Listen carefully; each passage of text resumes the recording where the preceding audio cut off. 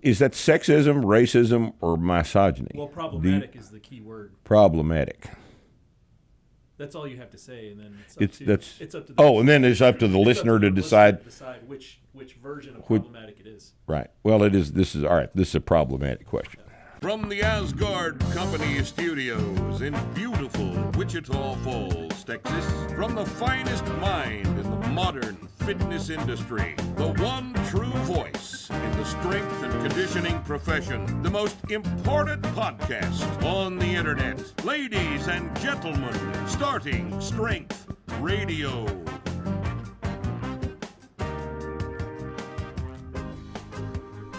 Welcome back to Starting Strength Radio. It's Friday, so, fuck all you people. You think I'm here just for your, I complete your schedule? And what would happen, for example, if we put this up on Thursday? What would you do then, huh? See, people just assume so much. People are just, I hate people. The older I get to be, and the more I hate everybody. So y'all all go get fucked, all right? Turn this off. Don't listen to another thing I have to say today. See this? Comment from the haters. And, all right, we say that this is the bottom, what are we down to? Bottom 1/2 of 1% on these things? There's a range from 0.5%. From 0.5% to 3%, maybe. Yeah. Depends on your mood. These are the people that just aren't yet. These are probably all those people that live across the street from the gym right over here that have somehow borrowed someone's cell phone and have somehow managed to learn how to type. No, they still have their Obama cell phones. The Obama phones. You remember those? Yeah, I do. They're still working. All right. So it's a nice shirt you got on. It is a nice shirt. You like this? That's a cool logo. Bottle Logic, famous brewery in California. These guys, one of the fans sent me a case of their beer recently. It's all real malty, real high gravity, like 13.5%. I don't even know how I don't know how to do it. So it's a barley wine. The whole thing's a bunch of barley wine. Some of it's better than others. Had a real good one the other night, but light bulb with the logo's cute, isn't it? Great idea. It's a great idea. Great original idea for a logo. Reminds me of logical things. Logical stuff, Bottle Logic. Yeah, I like it. Great beer, though. Great beer. Okay, so here's an example of a typical dumbass. All right, you ready? Patrick Bateman. This guy got out of breath just thinking about sprinting 400 meters. Then said, just do some squats twice a week. Wow. Because, of course, he doesn't get out of breath sprinting 400 meters. Because he is a human gazelle. Old Patrick. People actually paid for this wonderful insight into exercise science. Training off the track to increase a runner's time is in reality very complex. This is why there's a bunch of explanation here. And, oh, shit. Oh, yes. Do people actually listen to Rip for any reason other than to see loony starting strength logic? There's that word again. That was debunked years ago, probably by Hillary's team, right?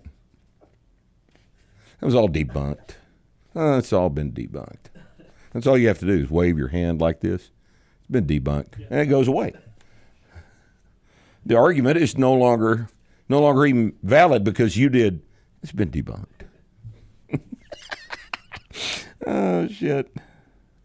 Rip, quit complaining. Last time I checked, nobody's ever made a shoe out of an excuse.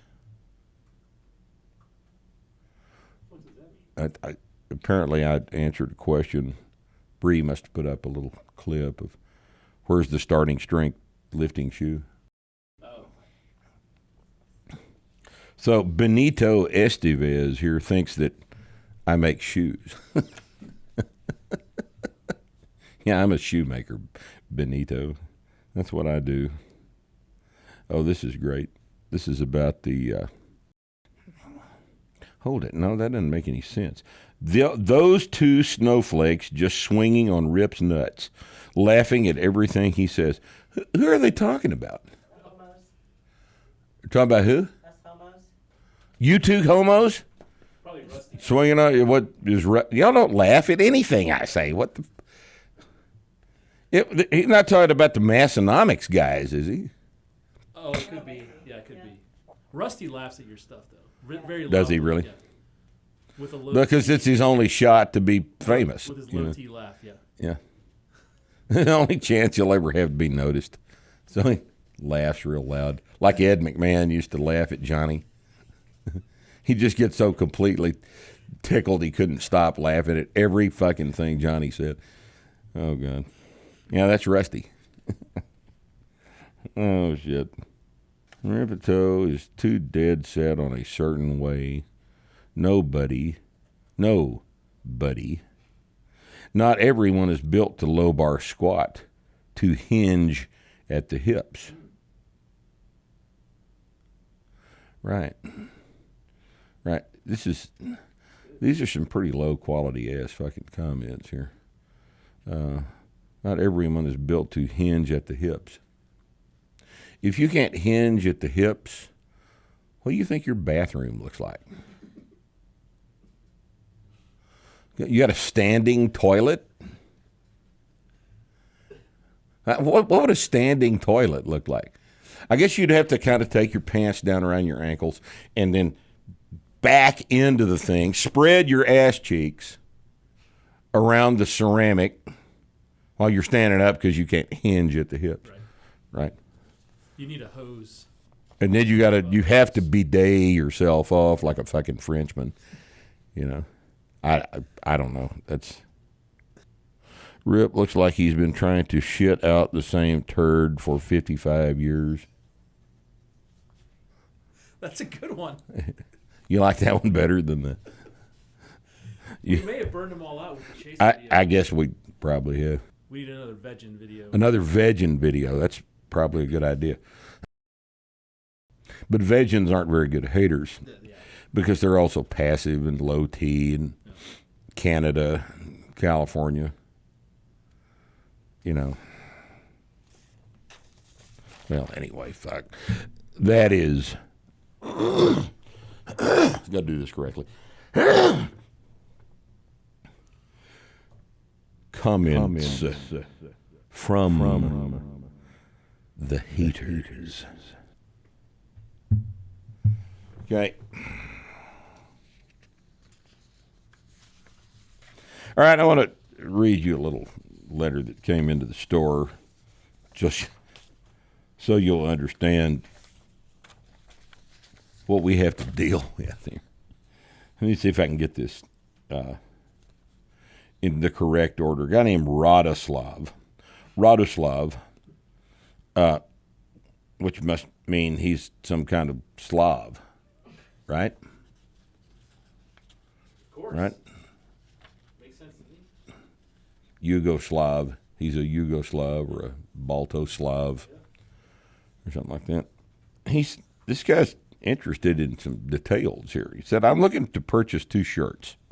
Starting Strength, Harder to Kill, and Brexit shirts.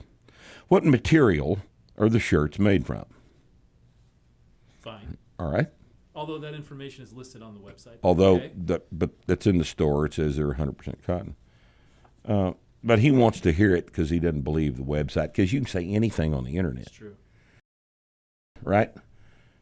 I mean, you hear shit on the internet, all the time. about how masks don't work. You can see that on the internet. So obviously you have to distrust anything you see on the internet. Bree answers, all our shirts are 100% cotton with the exception of the Brexit shirt. It's a blend. Let me know if I can help with anything else.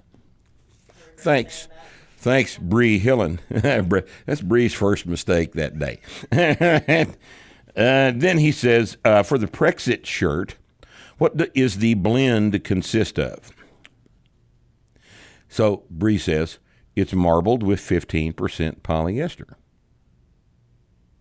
Then he says, I don't usually buy clothing online, so that's why I'm being very specific. It says, okay, so the Brexit shirt is 15% polyester and 85% cotton, and are both shirts loose fit or tight fit? I usually don't buy clothing online, so that's why I'm being very specific. It gets worse. And okay. This is over the course of about 8 days. How long did this drag out? It's still going on. Oh, we're still in communication. Possibly this will end it. July 23rd. So he starts on July 23rd. The shirt tag says, this is her explaining this. The shirt tag says 100% cotton with 15% marbling of polyester. The shirts are loose fit. The brand of the T-shirt is Staple AS Color, spelled in the British way, Couleur. If you want to look at their website for more information, let me know if you have any more questions. Bree, you're a glutton for punishment here, aren't you? This is a $20 T-shirt, right? Yep. What we make off of that? $8 or $9? $8. We make $8 off the damn thing. All right. Oh shit. Oh. Then he says, I went to the AS Couleur website. What is the number letters that correspond to the Brexit and harder to kill shirts? For example, at AS Color, a V-neck shirt is listed as 4010. Bevel V-neck T. I'm interested in the number for the two shirts. Oh, so Bree dutifully responds, I believe it's the 5001 for both shirts. And she's sure about this. Okay. And then he says, all right, and I noticed that chest size is included with the sizes. Chest size is in inches? How do you guys measure chest size? Tape measure goes around the fullest part of chest and back under the armpits? I'm asking because a website said to add 2 inches after you measure. So once I measure, and then he gives us the website here. Some random website. Some howstuffworks.com thing. A parenting website. Oh, it's a parenting. It's a parenting website. Oh, okay. Okay. So once I measure, is that my final measurement, or do I add 2 inches to the final measurement? Oh, God damn. Right. So then we escalate. Then Nick comes on. This is what you call escalate. Oh, this is what is referred to as escalation in the fulfillment business? Bree should have said, we'll have to escalate that to my supervisor. Right. Okay, well, here's the escalation. Radoslav, the T-shirts we sell are not unusual in any way. If you own T-shirts currently, you can reasonably assume that the sizing of ours will be about the same as the ones you already own. Right? Right? If you're between sizes, you may consider ordering a size up, since all cotton will shrink a little bit. The male model in our pictures, Chase, wears an XL. Chase wears an XL? He does not. Yeah. He wears it. He weighs 245. He likes to wear 2XL, but they're too big. Really? Yeah. And at the time of those pictures, he wasn't 245. He was 230 or something, 235. I wear a 2X because, as the comments from the haters always observed, I'm nothing but a fat pile of shit. Chase has So if you're wearing a 2X, you're a fat pile of shit, according to the, comments from the haters. All right. So male model in our pictures, which is Chase, is 245, 6'1". Female model, where's a small? She's 155, 5'5". That's would be Bree, right? Are you 5'5"? Nice. Oh, she's every inch of 5'5". She's a towering example of feminine hygiene. Feminine hygiene. If you are in the USA and you receive a shirt that doesn't fit, you're welcome to send it back for an exchange, and we'll happily send you a different size. Now, that's not entirely true. We will send you a different size, but we're not going to be happy about you having fucked everything up with your original order. But we'll, dutifully, we will, This isn't possible for international order, but again, the shirts are common size and fit true to size. I don't know how more clear we can be. With all of this back and forth, I'm very concerned that you'll be satisfied with whatever we send you, no matter how many questions we answer. I think you should have said, I'm very concerned that you will be dissatisfied. I did say it. Nope, you said satisfied. Oh, you fucked this up so bad. Oh, I meant to say not satisfied. No, you typoed. Shit. The deal. There's going to be another 8 emails about this. I'm very concerned that you'll be dissatisfied with whatever we send you, no matter how many questions we answer. So your best bet would be to check your T-shirt size on ones you already have and just wear those. Okay? Just wear those. Oh, goddamn. Yeah, we'll never see the end of that. All right. Radislav will be a starting strength coach. Before it's all over In 18 with. months, he'll be a starting strength coach. Before it's all over with, he may very well be a starting strength He coach. fits the mold. Mm-hmm. Neurotic weirdo. He's the neurotic weirdo type that make the best coaches. It's, on the spectrum, more than a little mildly fucking Asperger's, obsessed with little bullshit details that in reality are completely meaningless to everyone except us, right? Okay. So let's dive into the actual questions part of this thing. Rip, now that Governor Abbott has ordered us all to wear masks in any public establishment in Texas, how the heck do we train with something that covers our faces and restricts proper breathing? Do you know of any mask that works as a face covering in the legal sense, but for all intents and purposes, does absolutely nothing to restrict breathing? Well, as a matter of fact, I do. Let me demonstrate this for you.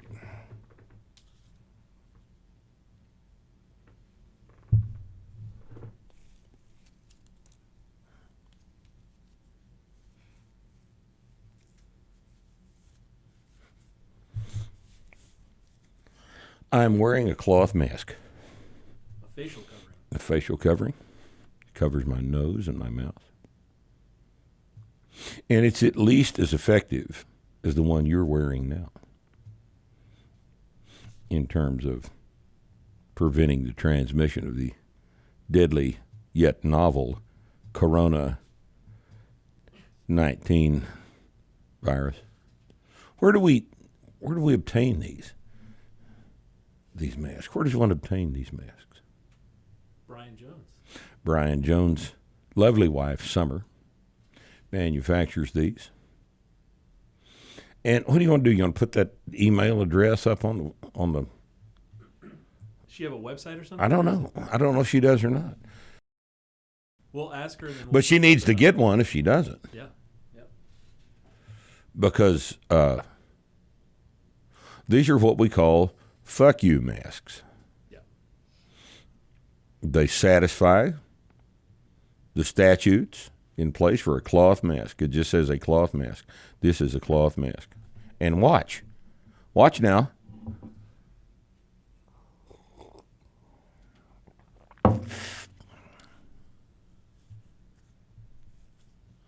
It has advantages. over other masks of its time. So let's put her contact information on the screen. We'll have Ricky do that when he gets back, right? And order some masks. Hey, you don't know how long this shit is going on. You know, it could be another 7 or 8 years. Could be forever. Could be masks could go through. That might be an amendment to the Constitution before it's over with, you know. The 39th Amendment to the Constitution. So I think y'all need to be prepared. And there's no better way to be prepared than the way I prepare. It's pretty fashionable. Hey, it gets noticed. Yeah. Gets noticed, you know. Walk in the store with one of these on. More people will look at you than if you don't have a mask on at all. And you know what they'll all be thinking? Why didn't I think of that? That's what every one of them will be thinking to themselves. Why didn't I think of that? Okay.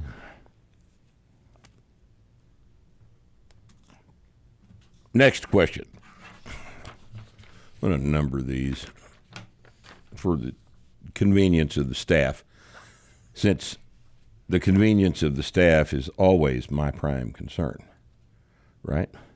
Rip, would you rather make out with Queen Latifah for 5 minutes or make out with Halle Berry for 5 minutes, but Halle Berry has been dead for 6 hours?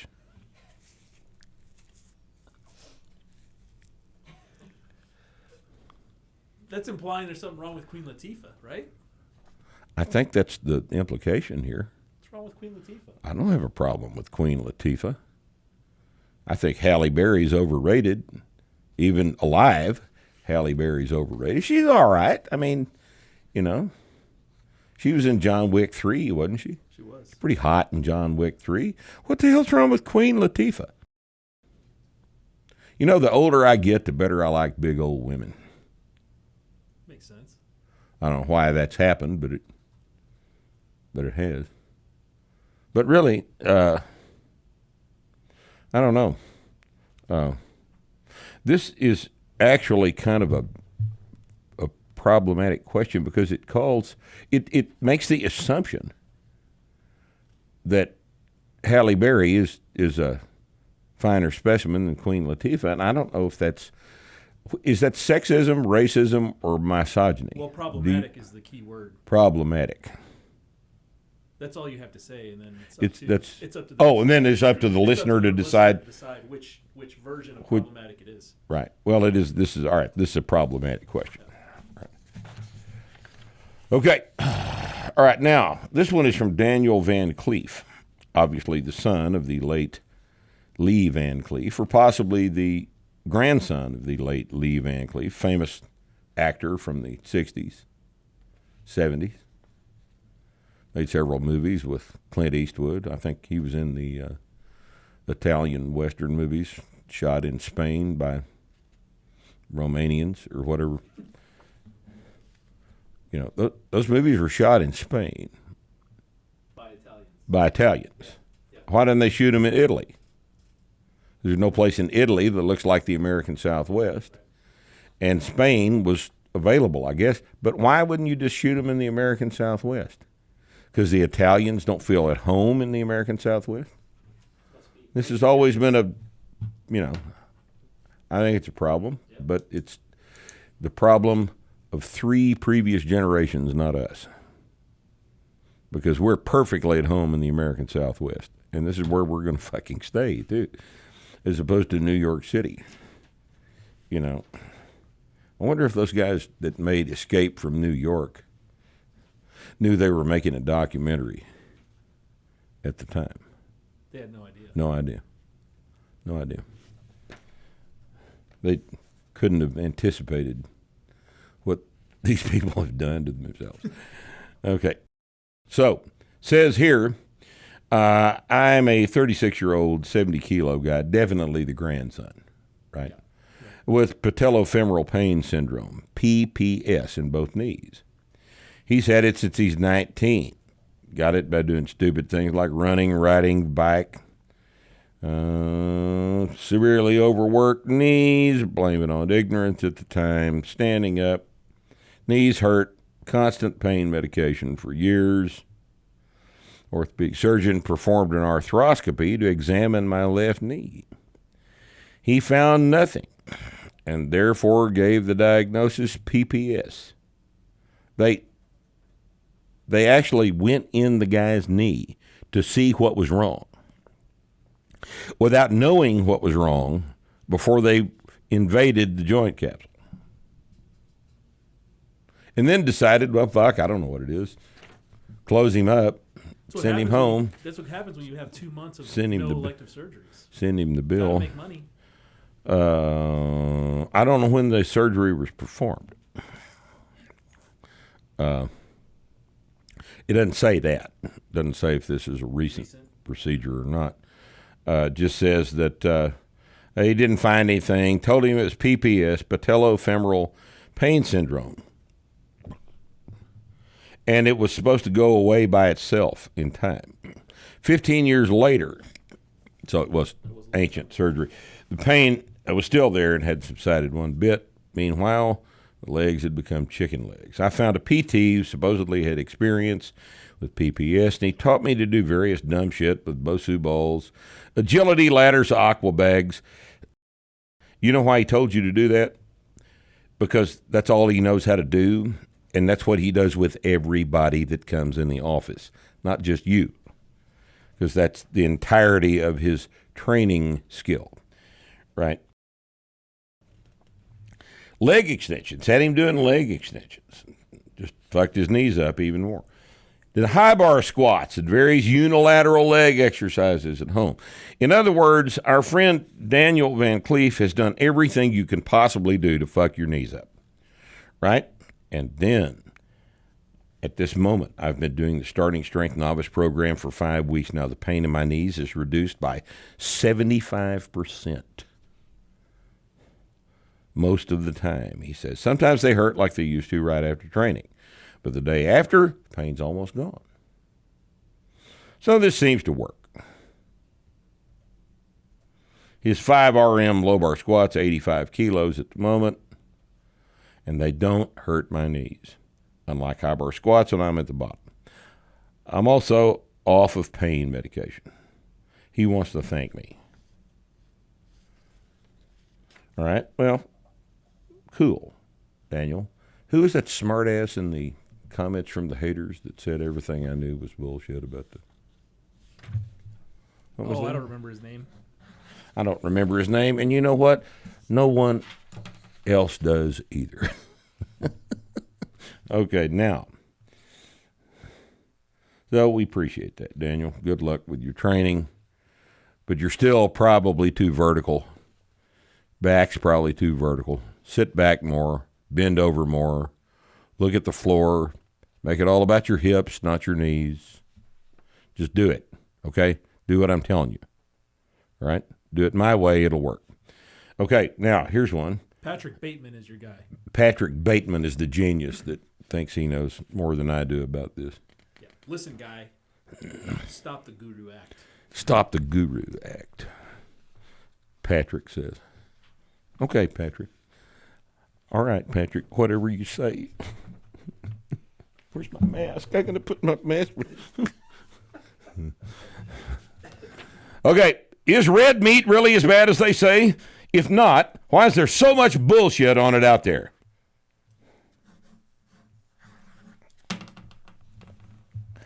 Well, you know, red meat is every bit as bad as they say. And this is how you know. We've been eating red meat for 200,000 years. Right? The first organized human activity was hunting. It wasn't tofu manufacture. It was hunting. And I want you to just think about this one detail. Every one of those people are dead.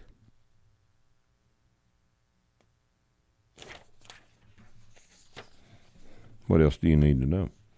Dear Rip, you may not remember me from 15 years ago, but I had the huge privilege of being personally trained by absolute legends such as yourself for several years. Can't tell you how much I missed WFAC after moving to Arizona. This is from our friend Robert McGuire. I remember Robert. Hope you're doing well, Robert. Robert trained with us about 15 years ago, and was a good kid. I remember when he moved to Arizona, and he wasn't around anymore, and I'd just as soon he'd stayed. He was one of those guys that you like having around, right? Let's see. Have yet to find anything like it out here that isn't CrossFit. Well, I want you to look up Robert Santana's place in Phoenix. Robert's a good guy. He's one of our coaches. He's a nutritionist. He's got a black iron gym. And I think you'll recognize several aspects of it. Robert's Gym's on South 35th Street in Phoenix proper, and it's close to the airport. And Robert, go over there, and you two Roberts probably get along real well. Tell him I sent you.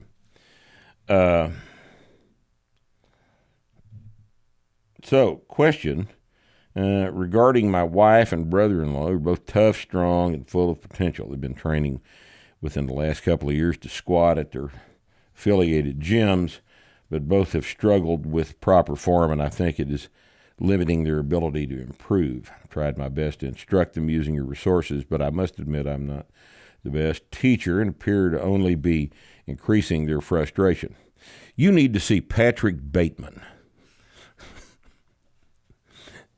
He's obviously the expert here. Now, all right. The problem is not being able to drop. The problem they're both having is not being able to drop their hips to or below parallel without falling over backwards, coming up off the heels and onto their toes, or leaning their chest way down and forward over their toes, which is artificial depth anyway, as the hips don't follow. I've tried different stance widths, made sure the knees were pushed out over the feet, even tried the verbal cues. But the result is the same, and they're convinced it's a genetic predisposition or infallible lack of flexibility. That's probably not the right word, infallible. What can I do to help them find the proper squat position at the bottom, get them lifting heavy weights? All right, Robert, here's the deal. If you'll remember, I taught you to squat by shoving your ass up out of the bottom. You have to get into a position that you can shove your ass up out of the bottom with the bar over the middle of the foot. Now, if they're falling over backwards, this means that the center of mass of the lifter barbell system is behind the middle of the foot. And that means that they have to lean over more. All right, it's a back angle issue. Now, if you've got it in their position that you're saying that's artificially deep, they're bending their back. They're rounding their back into flexion in order to get their chest down. The back has to stay in extension, but it has to be in extension at sufficiently horizontal an angle that the hips are driving the movement and not the knees. A vertical back throws the work onto the knees. A more horizontal back throws the work onto the hips, and we want the hips working because they're bigger muscles. So we have to get a hip-dominant squat. So sometimes it's very important to get a person into a position where they can work on their balance while not falling down. So what I have used in the past is a very you just need to usually do this once, and it is a position that I use to hold a person in position so they don't fall down while they're learning to find the balance. So I'll stand right behind them, and I'll put my shin, essentially, my knee, right at about, probably 3 inches behind their heels. And then I'll have them squat down and let them lean back into my leg, into my blocked position there, as they figure out how to get into an extended back position with a horizontal back angle. And it may take a couple of minutes for them to get down in the bottom and get comfortable with shoving their knees out, lifting the chest, but keeping the back angle more vertical. And if you'll provide this position for them to experiment with what to move, how to move their chest, all this other stuff, without falling down, then have them squat back up. Once you're satisfied with that bottom position, have them squat back up, driving the hips first.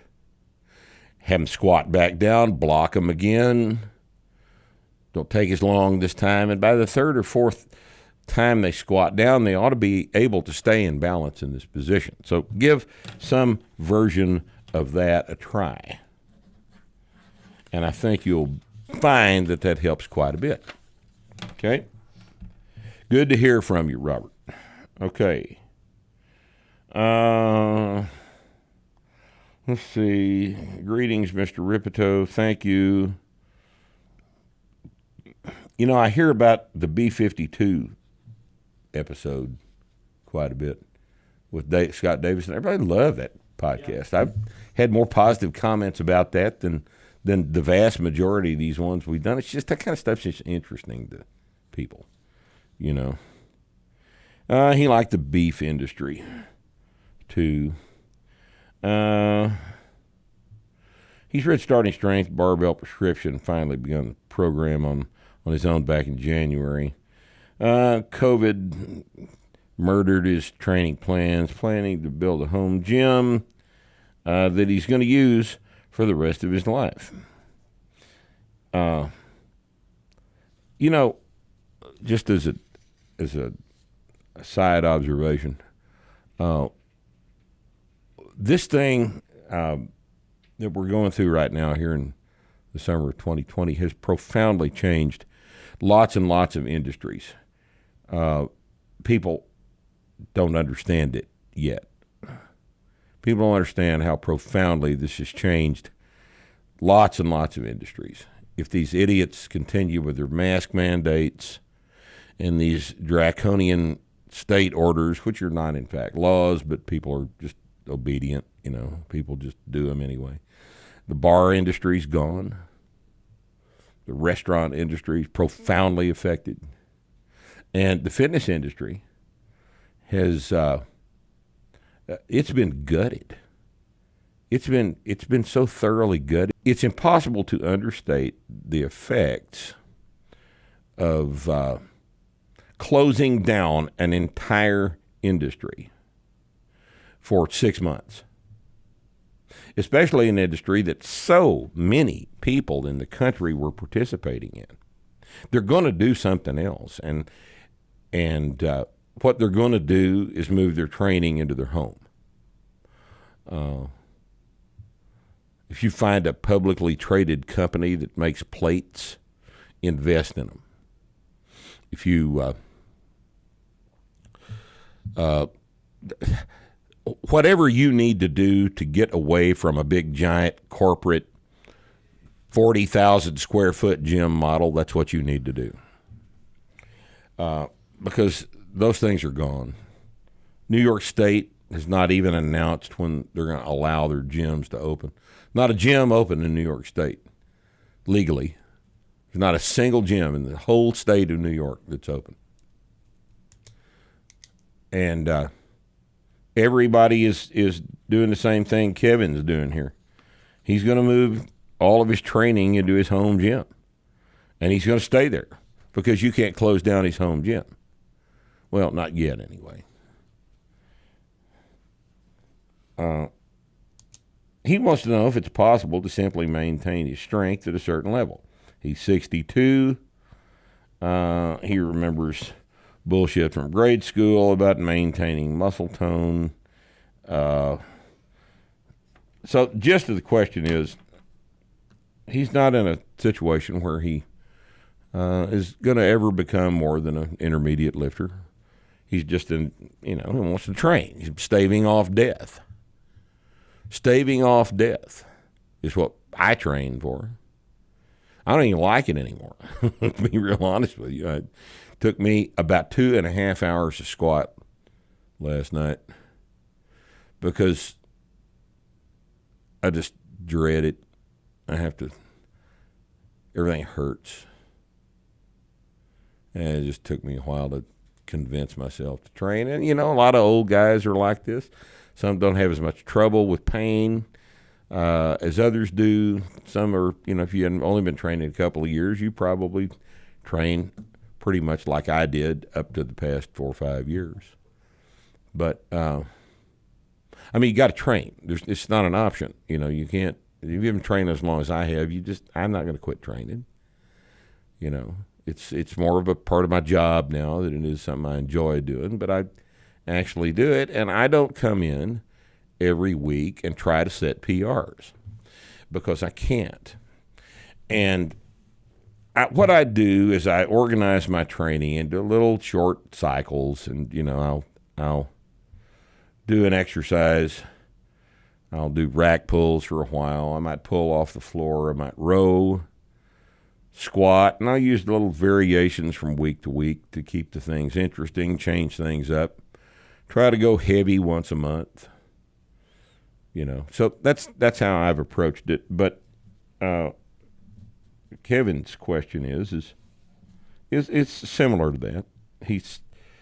He wants to know what to do if he's just going to basically be on a maintenance program in his 60s. And I think you probably will do it in a way similar to what I've done.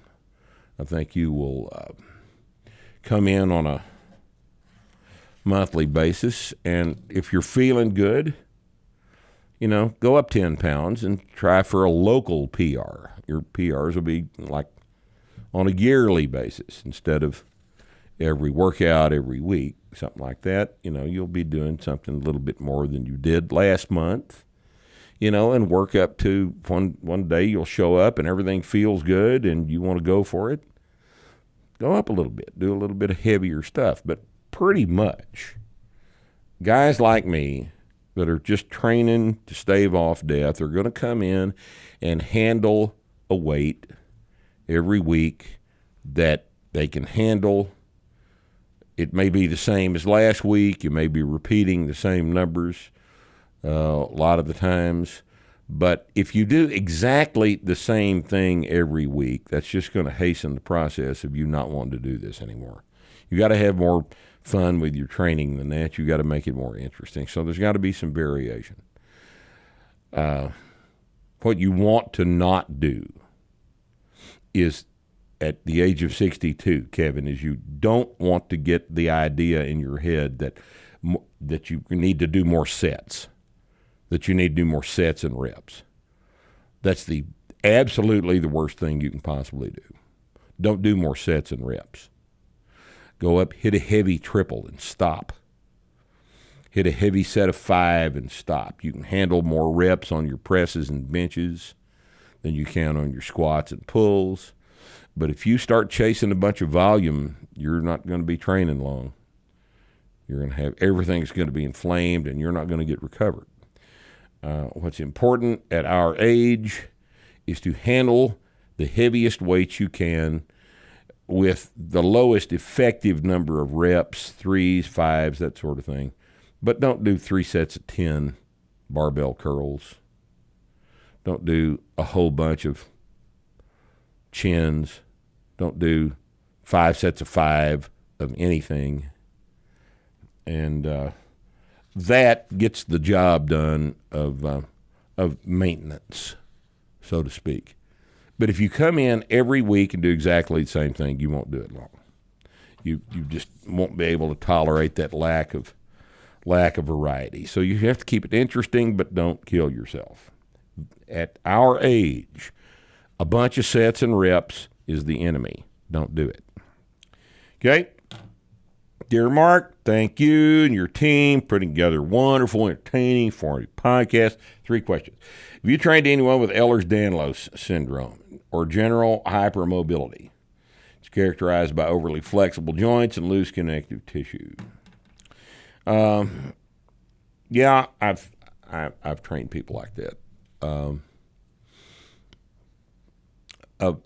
Their problem is they're going to want to go too deep on the squat, so you've got to construct what is what would essentially be a floor for them to squat to. They have to learn to get tight. Where you and I would get tight just below parallel, they can go 6 inches below and not feel any different because everything's just loose on them. The as I understand it, a more profound problem with people with connective tissue disorders like that is that they generally display a higher level of aneurysm pathology than other populations. I'd be concerned about that if it was me. Looking through question 2, I'm looking for a bar through Craigslist, saw Texas Power Bar squat bar for sale. It has a 31.5-inch diameter. Now, I'm not familiar with this bar. That may be the 55-pound bar that they use for big giant squats in the recreational federations. What did you call it? It's called a Texas Power Bar squat bar. So it'd be a caps bar at 31.5 millimeter. Now, this is not one of these cheap, junky-ass 32 millimeter bars that's made out of pot metal that will bend, at 135. This is a heavy bar for a contest power lifter that's, doing quarter squats with 950, that sort of thing. The problem with that bar is the diameter. You can squat with it just fine, but 31.5 millimeters is a fat bar to hang on to for your pulls. It's got it's got a bigger dimension between. Yeah, it's going to be an 8-foot bar, probably. 96.5-inch. Right. 32-inch hand space rings. It's designed to be used for quarter squats in the recreational federations with 900 pounds. Right. So it's 55-pound bar. Right. That's what I thought he was talking about. This bar is not useful for much of anything, as far as I can tell. You can't pull with it. You don't want to press with it. You don't want to bench with it. If you get it cheap, you got the money, why not? But you're not going to like it. You're not going to be able to use it for anything other than squats. And why don't you just break down and buy a bar? Well, maybe because you can't find one right now. I understand that. So if you're in that situation, then get it, train with it to the best of your ability, and then when the barbell market gets back to normal, perhaps you can find a, starting strength bar and at Caps Welding whenever he gets them back in stock, and buy one of those. But if it's your only choice, go ahead and buy it. I don't know what else to tell you to do. Hi, Rip. I was wondering the best way to bulk up without eating dairy. Also, I'm going into the Fire Academy soon. Will doing the novice linear progression ruin my performance? I'm 25 and I've never lifted weights. So you really want to know whether taking your squat from nothing, maybe 115 for 5, to 315 for 5 is going to ruin your performance?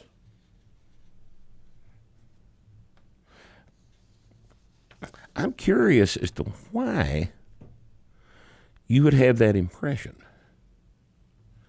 Now, where would a kid get the idea that getting marginally stronger would ruin his performance? Who told him that? People who know he knows who are firefighters. Guys Patrick in the gym, Bateman. Patrick Bateman.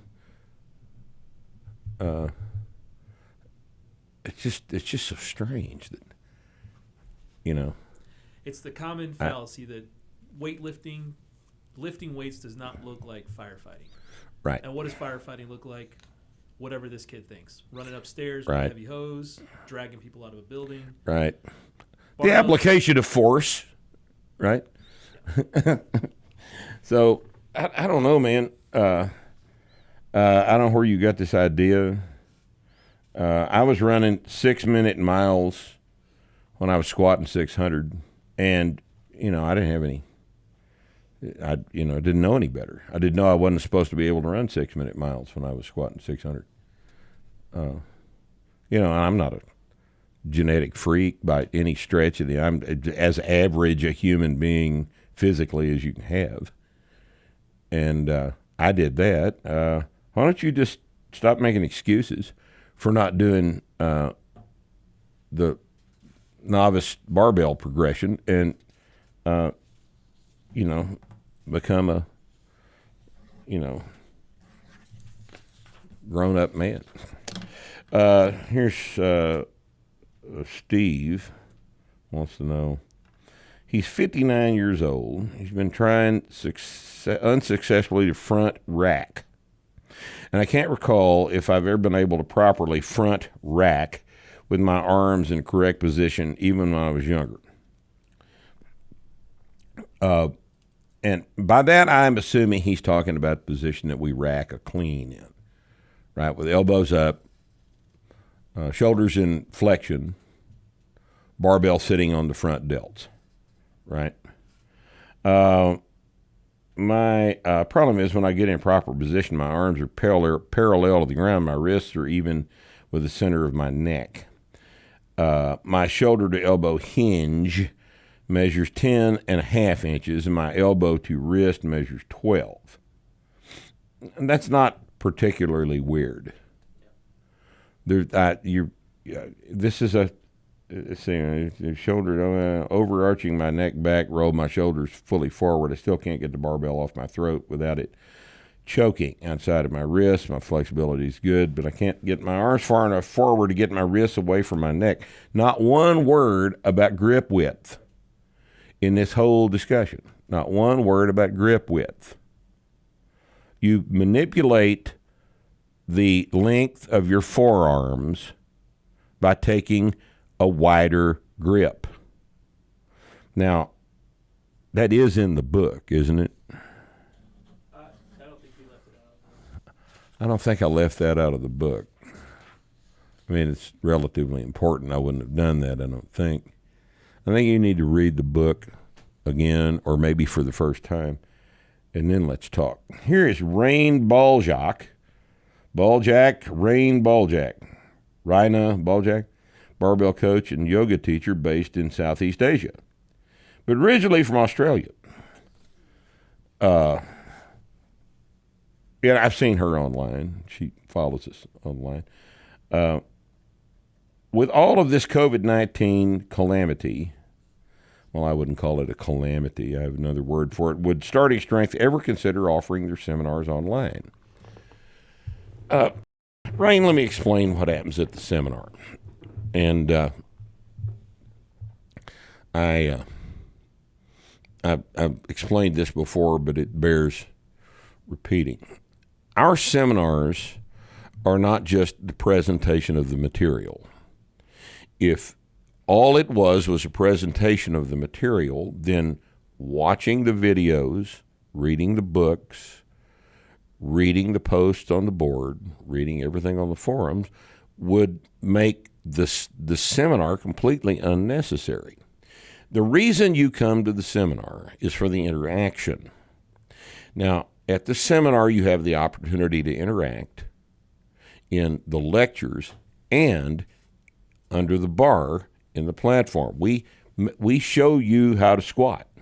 We squat with you for 2.5 hours. You'll squat with us and receive coaching on the squat right there in real time. You do a rep, we fix it. You do another rep, we fix it again. This is the kind of thing you pay to come to the seminar to do. If none of that was actually necessary, then the products that we sell that are not the seminar would make the seminar unnecessary. And everyone that's been to the seminar will tell you the same thing, that the primary value of being at the seminar is the interaction with the staff and myself and with the other people training on the platform with you at the same time. It's a completely different kind of experience that we cannot give you online. It's not the same thing. All right, it's. I know you're overseas and it's an expensive plane ticket, but if you really want to learn this stuff, you've got to come to the seminar. And to answer the next question you'll have, no, we're not planning on doing a seminar overseas. Now, hell, I'm not flying to New York again. We are moving most of our seminars back to Wichita Falls. And the reason we're doing that is because I don't like to fly. But much more importantly, Wichita Falls Athletic Club is the best facility in the world for this type of a seminar. It's an 8,000 square foot gym with the best equipment, the most amount of room, and we've got everything you need right here. And we've got to, even recently we've ended up in remote locations for this seminar, and things didn't go like we wanted them to go because the equipment and the space was not adequate for our needs. Most of the seminars from now on will be in Wichita Falls. So you people are going to have to get used to the idea of coming here. All right? The lodging is cheap. You fly to DFW. It's an hour and 40-minute drive from the airport to Wichita Falls, and once you're here, you got everything you need.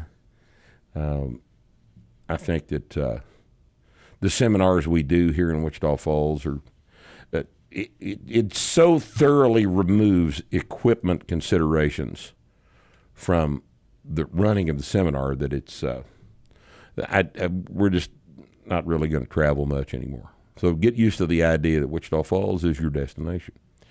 And I promise you, you will not want your money back. You will have the best educational experience that you've ever had in the fitness industry at Starting Strength Seminar in Wichita Falls, Texas.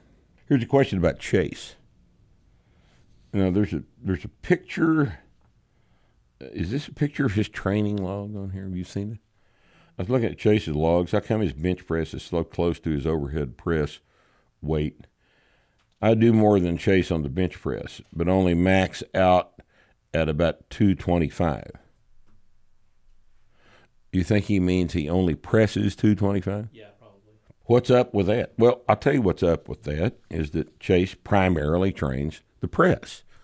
That's his primary lift.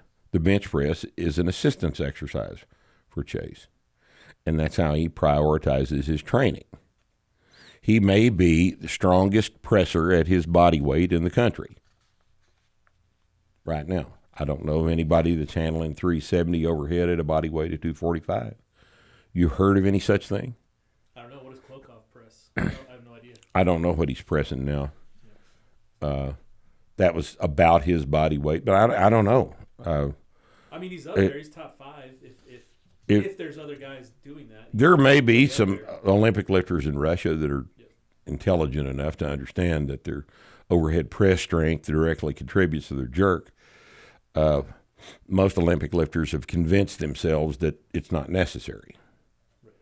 But I'd say he's probably top 5, if not, in this country, certainly.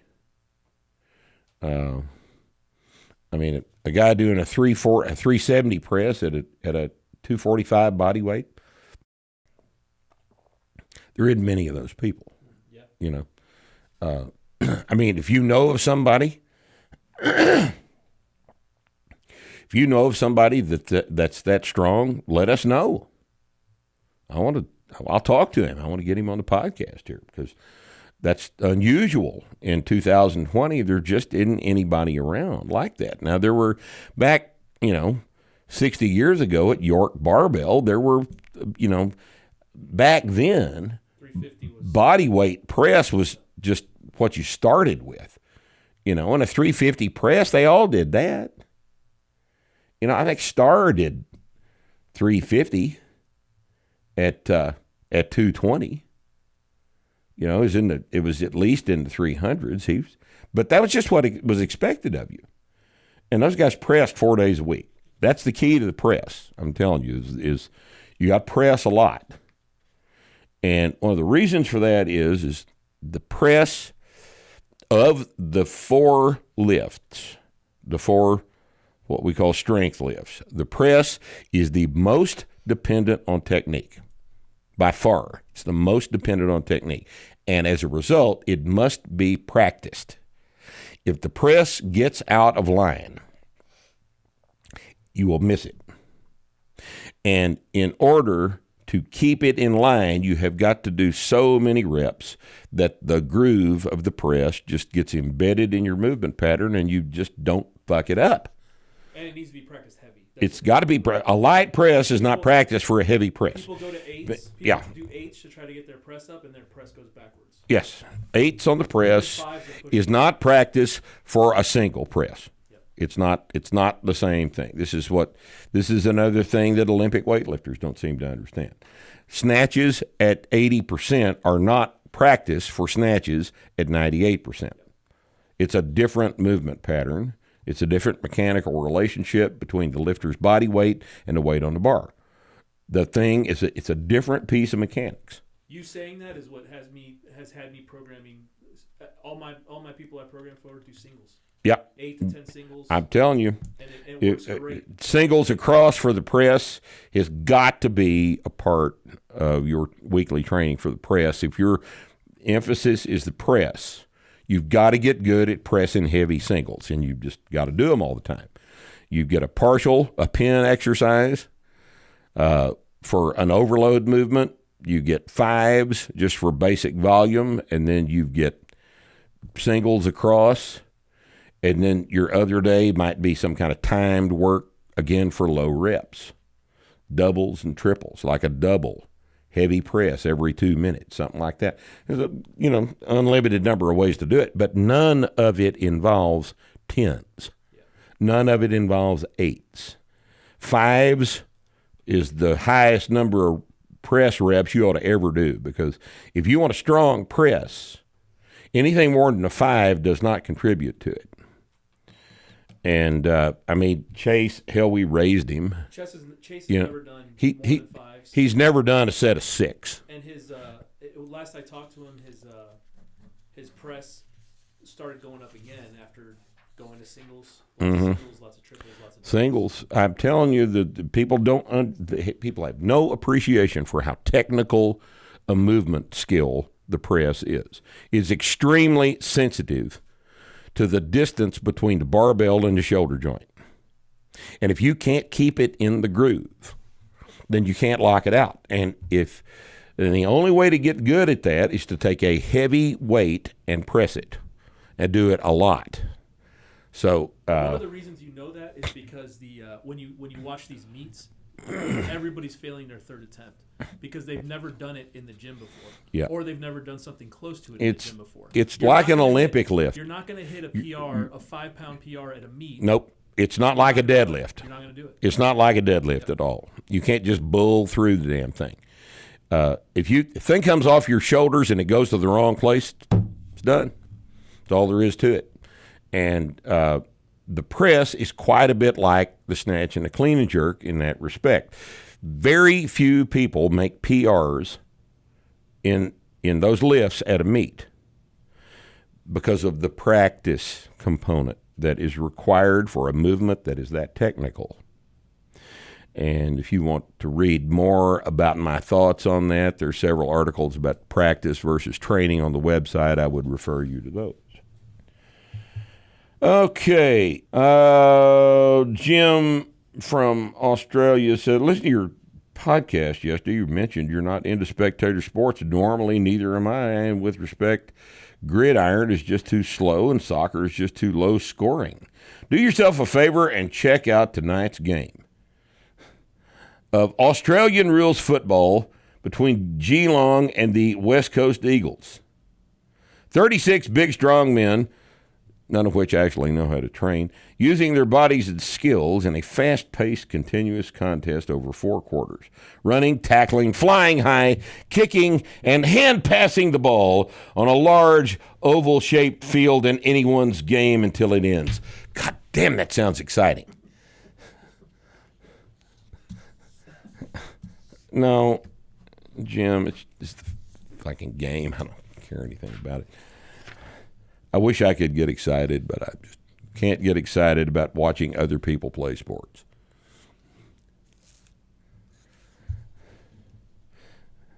I mean, if they can't get excited about training correctly, I can't get excited about spectating. Okay?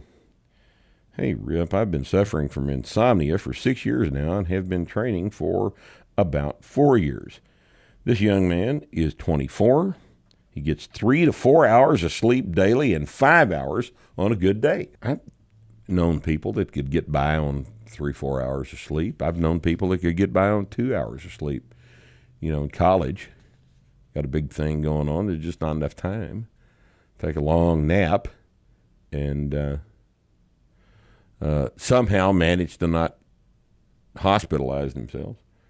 It says, I recently found out about you and your gold mine of information regarding strength training. I've become obsessed. Question is, if I were to hop on the program, would I have to be on a bastardized version of it, or do the program as intended? I'm still pretty young, so I could probably get away with my poor sleep for now, but I wanted to get your thoughts. My thoughts are, Freddie, that maybe you start training and wear yourself out a little bit. Maybe you'll start sleeping better. That ought to be something you give some thought to. Okay. Thank you for writing the book and all that you do. You've changed my life. So satisfying. Hear that? Who's that fucker, Patrick Bateman? How many lives has Patrick Bateman changed? He probably makes his spouse or husband miserable every day. Yeah, he's caused more people to commit suicide than I have, obviously. What a piece of shit. All right. Thank you for writing the book and all that you do. I'm early intermediate lifter, 235, 53 years old. All my lifts are moving quickly again after getting back from the mandatory COVID break, where the bastards closed my gym except for my bench press. Wonder why they didn't close his bench press. Maybe I read the sentence wrong. I've started adding 2 sets of AMRAP push-ups. Now, that's a CrossFit word that means as many reps as possible. AMRAP push-ups to the end of my workouts to give me some extra chest and tricep work volume. They make me tired and give me a great pump in my arms, but I'm curious if you think they are adding to my pressing strength or if I'm just exercising. Okay, Tom, listen. What is strength? What is strength? Strength is a production of force against an external resistance. How do you incrementally increase strength? You add weight to the barbell. Add weight to the movement pattern. That's what the barbell is for. It allows you to add weight to a movement pattern. Right? Now, think with me here.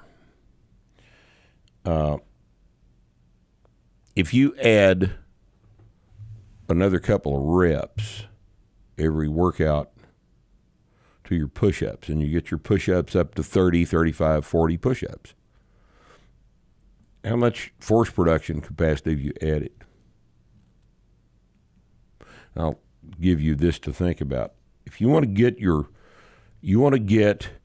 your push-up numbers up, make the push-up movement pattern so strong that you can do it a whole lot more times. And how do you do that? You get your bench up. Now, you can get your bench up to 315, and you take it to 350, 405, get your bench up to 500 pounds, and you're not going to significantly increase the number of push-ups that you do because fatigue sets in at 40, 50 reps, right? But if you're only benching 200, the most effective way to get your push-up numbers up, if for some bizarre reason you have to have a push-up number big, is to get your bench up from 225 to 300 pounds. Your push-ups will go up because each rep becomes more sub-maximal. Each light rep on the push-up becomes more sub-maximal if your maximum strength goes up. And that's just all there is to that. Okay, continuing on. Chad asks, thanks for the recommendation of using knee wraps to keep my tendon from rolling over my fibula. I think we talked about that several weeks ago. He had a pop across his head of his fibula, lateral side of his knee. I told him to wrap it, stabilized it. It actually works. Isn't that interesting, Patrick? During an annual physical with my doctor, he noticed that I had gained about 30 pounds since my last visit. I explained that I decided to get stronger and that if he remembered, I had several chronic aches and pains. Before I explained the logic, he said, all that shit went away, didn't it?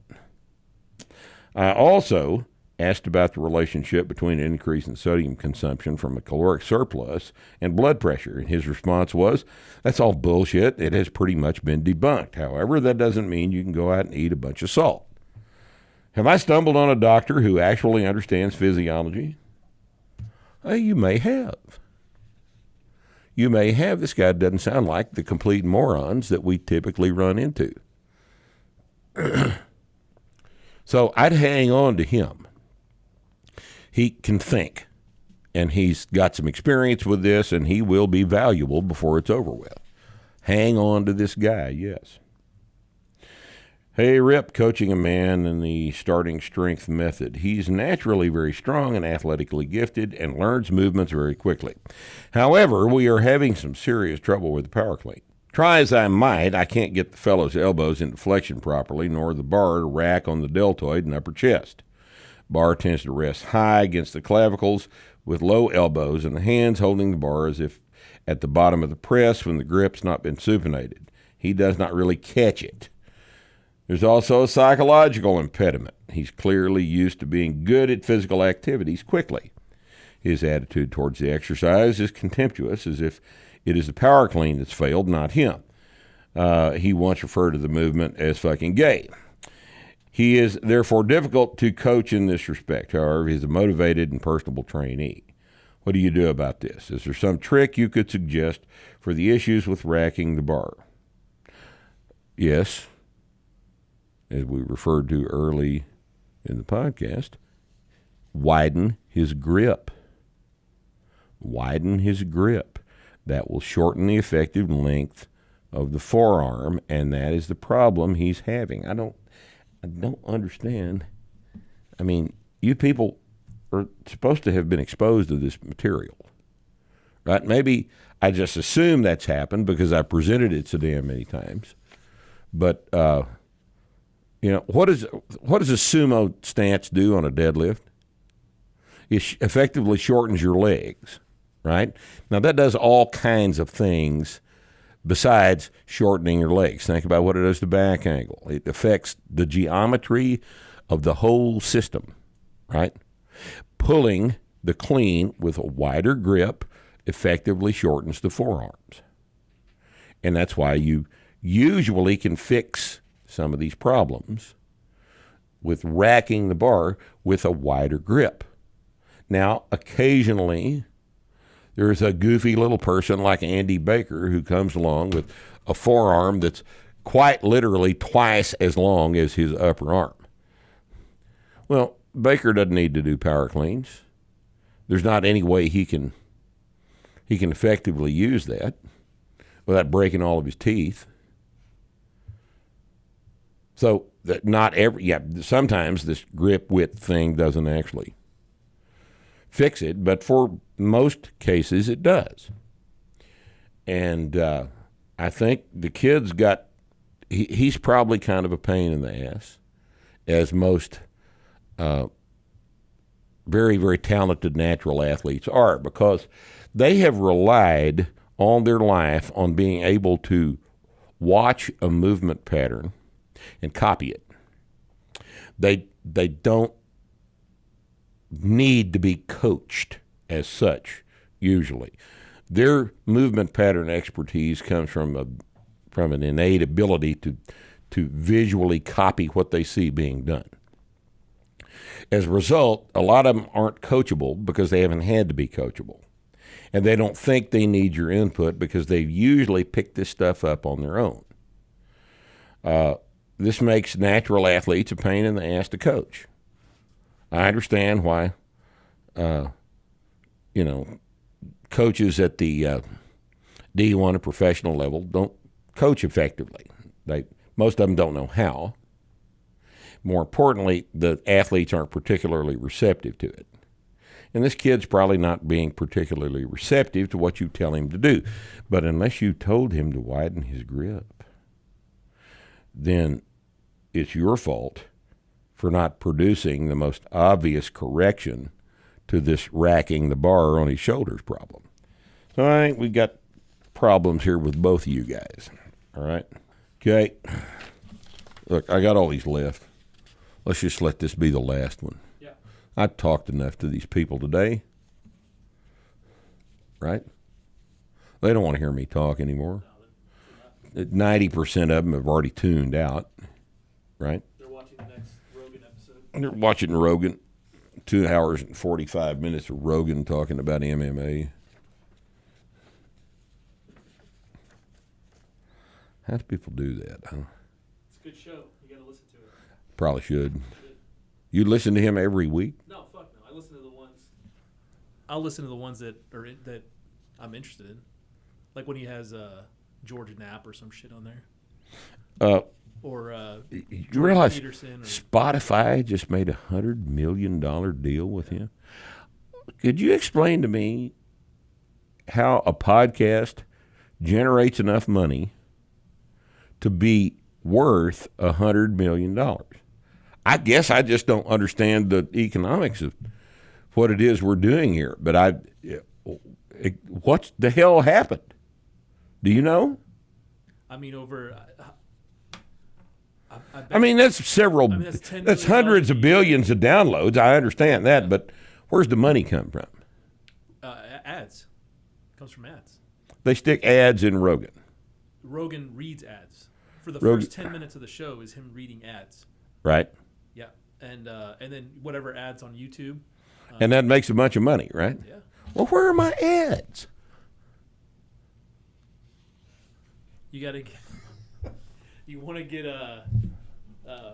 No, I don't. Yeah, you don't. I don't. Can you imagine reading a fucking Squarespace ad or some shit? I can't imagine. No, but I can imagine the money. Maybe we ought to go round up a Squarespace ad. I can read anything. I'm a professional reader. Here, watch. Hi, my name is Maxwell Dawson, and I'm a 16-year-old from North Carolina, 6'3", 245 to 250 pounds. I was wondering what could be contributing to some low back pain on my right side in the squat, and some corrective exercises or stretches to help out. Love everything you do. Shout out to the cameraman. See, I can read. That's just cold. Work, it's not. No, it's not a commercial. You have to talk. Well, what the fuck is it if it's not? You can talk about the starting strength mug because you use it and love it. You got to pretend like you care about it. This is the starting strength mug. This mug holds coffee better than any other mug on the market today. See how well it works? Get your starting strength mug today. Only $19.95 at the Starting Strength store at startingstrength.com. That's good for 5 mugs. You just sold 5 mugs. You think? Yeah. Watch. Okay, I got coffee all over the paper. And Bree has to handle this. All right, well, this is the last one. All right. So Maxwell says he's got some low back pain on his right side in the squat, and he wants to know about corrective exercises or stretches to help out. Corrective exercises and stretches don't help low back pain, Maxwell. Could be that your squat's wrong. Could be that you've got a leg length discrepancy.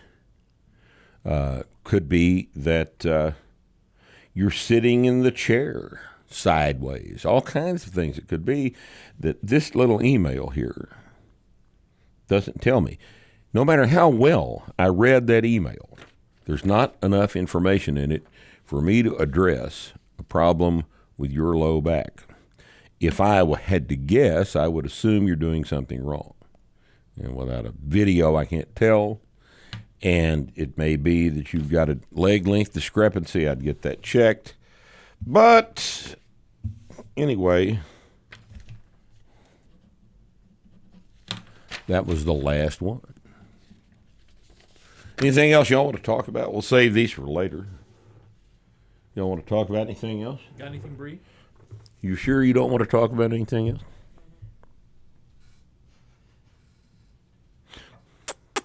Can you kiss through these? Sure. I guess you can, right? So Okay. if it's between saying I'm not going to wear a mask, wearing the fuck you mask, or lying and saying you have a health condition, A respiratory condition that prevents you from... what is your What's the default behavior? Your default behavior? It depends on how bad I need to be where I'm going. Yep. That requires the mask. I mean, let's say I've got a shit really, really bad, and I'm in the Walmart parking lot, and the closest bathroom is in Walmart. I'm going to use the method that gets me in the door the fastest. So I'll probably Condition. I'll probably do the mask. That mask? Yeah. They're not going to say anything. Won't say a damn thing. Have The you cloth worn that mask? anywhere yet? Well, yeah. And you haven't had nobody said anything? No. But nobody said anything when I don't wear the Yeah, mask. me either. No one says anything. Nobody says anything anyway. So, I don't know. I think I'd enjoy lying to them. I think I'll just try that. You know. Bree had to use that at Sam's. Yep. Did you? Did it work? I got stopped at the door and we had to lie and say that I had asthma. Good. What'd they say? Oh, okay. Hands off. Asthma's worse than COVID. Oh yes. I don't want to catch asthma. Leper be gone. There was a guy at the door handing out masks to people that walked in that didn't have any. Really? At first I said no thank you, and he's like, you have to wear one. I was like, I have asthma. He's like, oh, okay. Gave him the boogaloo bird. I could easily fake asthma, couldn't I? As wheezy and noisy as I already am. Breathe for a couple seconds. Be like, oh, this Here, listen to me. This fucking guy. You want me to wear a mask? You'll kill me. You want me to die in your store? What if I have COVID and I die? Spores will be released all over the store. You'll have to close down. And it'll be your fault. And it'll be your fault, Walmart doorman. Oh, shit. Let's get out of here. Later. Bye.